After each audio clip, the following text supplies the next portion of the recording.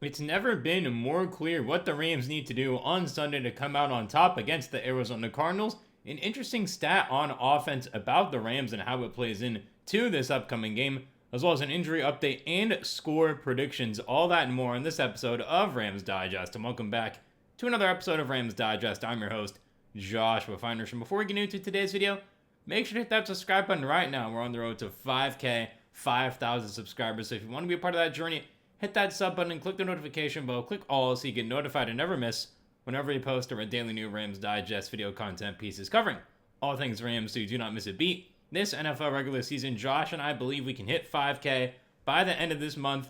By the end of 2025, we're just over 100 away. So make sure to hit that sub button right now. And leave a like on this video as well for Josh and I. We're going to be back streaming tomorrow afternoon at around 1:20 p.m. Pacific time for Rams versus Cardinals, the NFC West divisional battle of Week 14. And as well, we're going to talk about other big games as well on there. We always do, so make sure to head on over to our channel tomorrow if you want to see us go live. So leave a like on this video right now for that as well. And like the video if you want the Rams to win. But to our main story of today from therams.com, 3 keys to victory for this Rams team that we're going to get into right now. And the first one is make Cardinals quarterback Jacoby Brissett uncomfortable. While Brissett has the ability to make plays off schedule, he's shown an ability to stand tall in the pocket and operate Arizona's offense effectively. With a completion percentage of 67.5 in 7 games as a starter and 9 overall, disrupting his timing and rhythm will be critical for the LA defense on Sunday. Yes, I totally agree. And the main guy to do this is Byron Young. Young is the Rams sack leader with 10. He's got 61 tackles and a forced fumble. Coming off a sack last week in the loss to Carolina, coming off a good game. 8 tackles there as well. And he was really key in messing up Bryce Young. Young's timing a little bit. The Rams didn't do the best job at that, but they were able to a little bit. Especially because the Cardinals are going to be without some key players, some key offensive players. They're going to be without Marvin Harrison Jr., top pick from a couple drafts ago. They're going to be without Greg Dortch as well. They're going to be without Emery DeMercado, one of their top running backs. So the Cardinals are going to be coming into this game a little bit shorthanded on the offensive side of the ball, for sure. And for Jacoby Brissett, that's really going to hamper him, for sure. He's been good. He's been better than Kyler Murray, kind of really has been since 2021.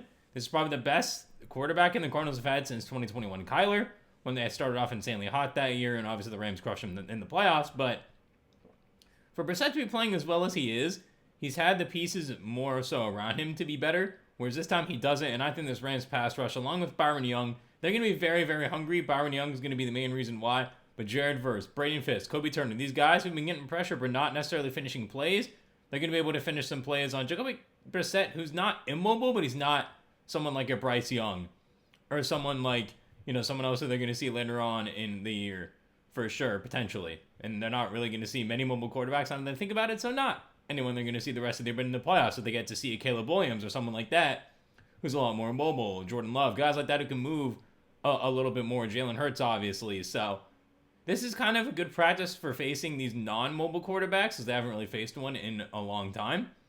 So that will be very, very important for this game. If the Rams pass rush can eat like I think it can against an okay Cardinals offensive line outside of Paris Johnson, the Rams defense can have a field day in this one in Arizona. And the second key, and another really important one, is limit the impact of Cardinals tight end Trey McBride. McBride was already the Cardinals' top receiver with a team-high 88 catches on 118 targets for 879 yards and 8 touchdowns. But with wide receiver Marvin Harrison Jr. ruled out with a heel injury, the tight end will be even more of a focal point of the Arizona passing attack on Sunday. That places added importance on a disciplined game by the second and third levels of the Rams defense in Week 14. Yes, it does. You're not going to be able to really stop him one-on-one. He's too big. You need a team effort to double him. I wouldn't be surprised if the Cardinals offense, they're going to try to get Landman in space out in coverage probably, because Landman's a better cover guy than Spates to me, but they're still not necessarily great at that. The Rams don't have a cover linebacker. Again, this is where a guy like a Keller Witherspoon, someone a bit taller, a bit bigger, coming back from that injury, I think he needs to play a lot more today. Emmanuel Forbes is going to be too small. So will Kobe Durant. Darius Williams, as Josh has talked about, is doubtful with a leg injury, so I don't think he's most likely going to play. We'll see tomorrow, though, but it's going to take a village to stop him. And from the Cardinals' perspective, look at Michael Wilson to have a big game. Michael Wilson's been pretty good, actually, this year for the Cardinals, is kind of stepping into a wide receiver 2 role. 3 catches, 36 yards last week for him against Tampa, 50, 570, and a touchdown and 11.4 average yards per catch this season for Michael Wilson of the Cardinals. So I do see the Cardinals really trying to go to Michael Wilson, but these Rams DBs can't get complacent when they don't go to McBride, because McBride can't just catch every single pass. You know, Emery Demercado's a decent receiving back. They obviously don't have James Conner, so the other running back's going to have to step up for sure for the Cardinals. So if the Rams can really limit Trey McBride, the other guys on this offense are not going to have that same confidence. Brissett's going to get rattled. The O-line's going to get rattled.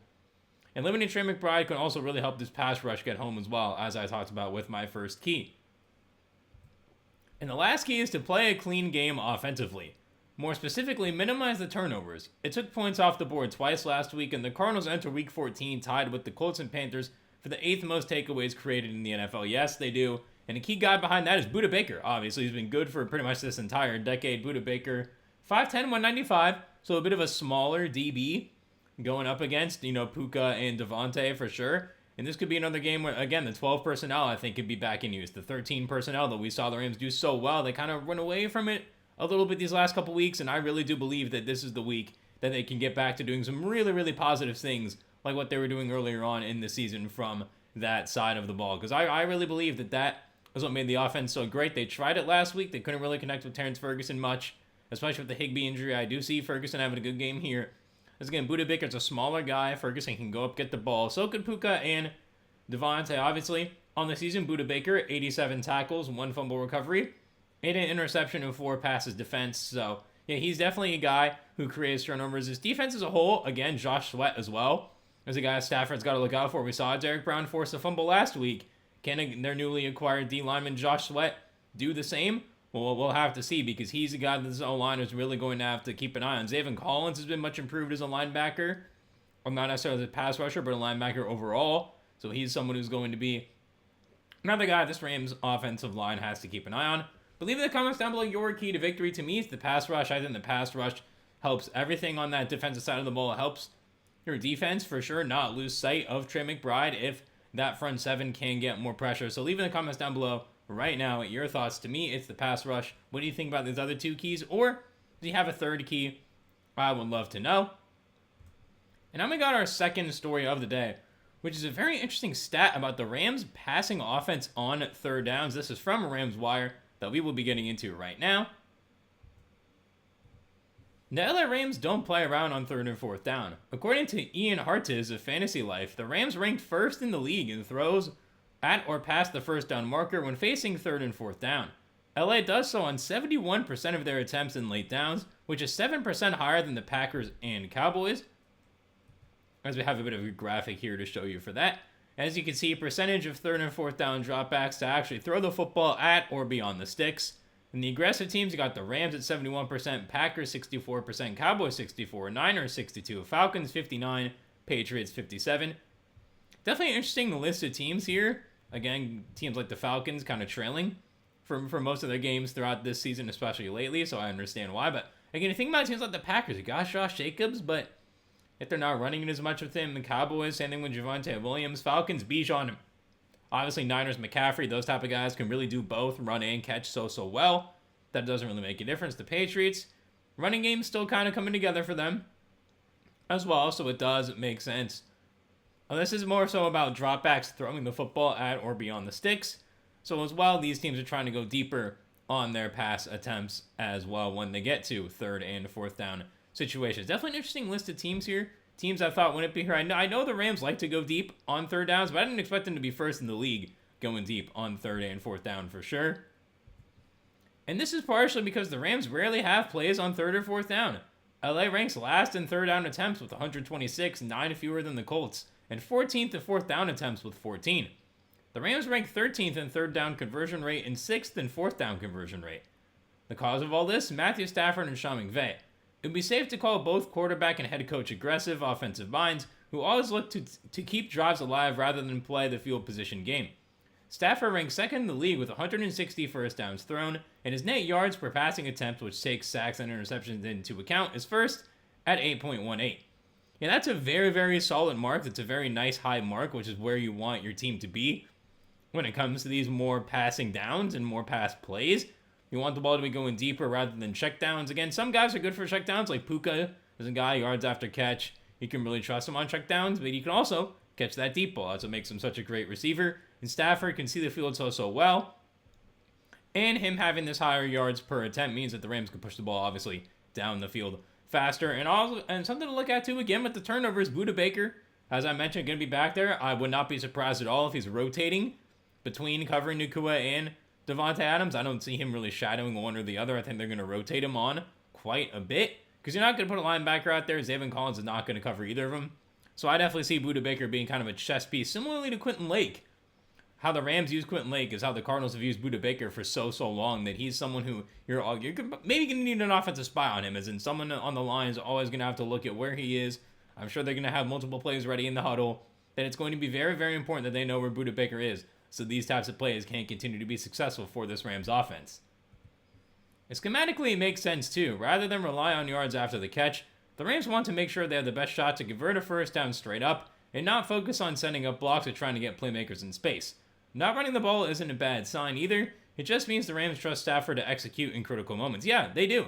And for most of his career with the Rams, even with the Lions, though there weren't many critical moments with the Lions, unfortunately, during his time there, but with the Rams, he's been a good leverage performer. He's been a good playoff performer, a good performer on third and fourth down as well. So if it ain't broke, don't fix it. But again, Budda Baker is going to make things a lot more difficult for these plays to just be successful throughout this entire game.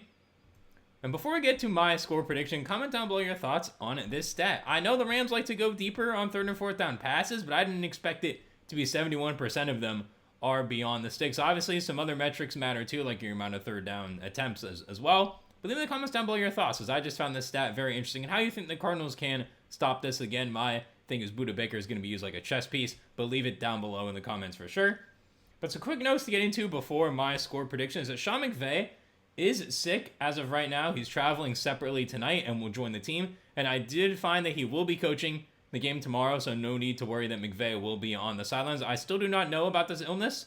I'm sure Josh and I will know by tomorrow and get that for you on stream for the most updated information. And I saw the roof will be open in Arizona, that it will be a nice 70-degree game. And thought that was an interesting note, as the Cardinals, just like the D-backs, rarely keep their roof open. But hey, they decided to today. 70 degrees, sunny, why not do it? Sounds like a beautiful day out there in Arizona. Beautiful day for some nice West Coast winter football. I know a lot of football fans love the snow games, but I like the fair weather games, especially when it's two teams that don't play in the snow much, to be in fair weather. Comment down below what you like better as well. Fair weather games for fair weather teams, or snow games for snowy weather team locations. I kind of like both, when it's a team that's in the snow and another team that plays in the snow. But when it's a team, like if it's Rams, Eagles in the snow, luckily we got a close game in the playoffs, but sometimes those games just tend to be blowouts because one team's used to the weather, one team's not. But now it is time for my score prediction. Now, the Rams coming off a tough loss to the Panthers. They lose the 1 seed to the Bears last week. Bears-Packers game as well. We're going to be score watching that one. That is going to be a very interesting game, but make sure to tune into ours, obviously. And my score pick, with the Cardinals being very short-handed on offense, this Rams defense is going to be hungry, going to be motivated. Chris Shula, going to be hungry, going to be motivated. I see this defense bouncing back. I don't see Stafford having multiple turnovers or a turnover at all in this game. I think everything is going to be humming. Again, McClendon's going to have to block Josh Sweat. I think that's going to be key for this game as well. But I do have the Rams winning 30-20. I think this is going to be a double-digit point win for the Rams. The offense is going to bounce back. They almost scored 30 last week, even with 2 turnovers, so I don't see a reason why they can't score 30 with my prediction of 0 turnovers. And I think the defense, especially scoring defense, the red zone defense, is going to be a little better. I don't see the Cardinals' backup receivers burning our top corners. Again, Trey McBride, I do think it might just be a cover everyone else and don't let Trey McBride get in the end zone type of game. That could be your other option there. But I do have 30-20, the Rams coming out on top, not going on to a losing streak. Make sure to comment your score pick down below as well. And make sure to put it in chat tomorrow on stream. But yes, please leave in the comments your score prediction right now. And that is all for this episode of Rams Digest. Make sure to hit that subscribe button right now. We're on the road to 5K, 5,000 subscribers. Josh and I believe we can hit that by the end of this calendar year 2025, just over 100 away.